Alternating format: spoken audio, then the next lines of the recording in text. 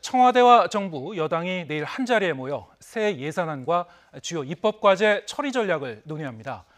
교체설이 퍼져 있는 김동연 경제부총리와 장하성 정책실장도 참석해 관심이 모아지고 있습니다. 김도원 기자의 보도입니다. 지난 9월 이후 매달 열기로 한 고위당정청 회의가 이번엔 국회에서 열립니다. 더불어민주당 이해찬 대표와 홍영표 원내대표, 이낙연 국무총리, 장하성 정책실장 등 고위급 주요 인사들이 자리를 함께합니다.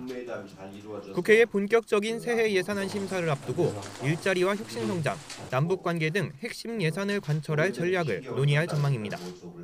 내년 예산은 민생 경제의 활기를 되찾게 만들 활력 예산입니다.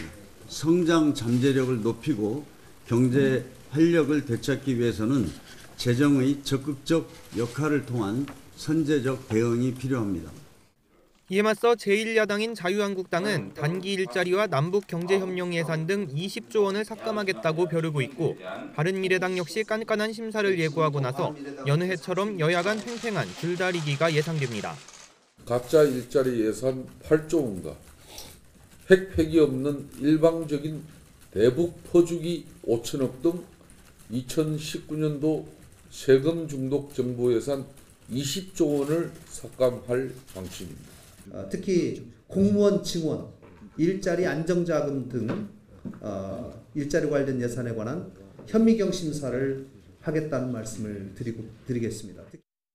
청와대 관계자는 주고받기식으로 접근할 문제는 아닌 것 같다면서 국민의 열망을 실현하자고 설득해야 하지 않겠냐고 말했습니다.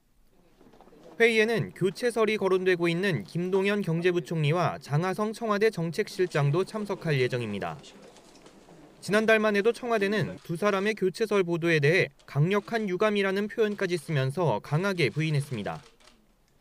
하지만 후임자 검증이 시작된 것으로 알려지고 하마평까지 나오면서 교체는 기정사실로 받아들여지는 분위기입니다. 청와대 관계자는 인사 문제에 대해선 할 수 있는 말이 없다면서 극도로 말을 아꼈습니다.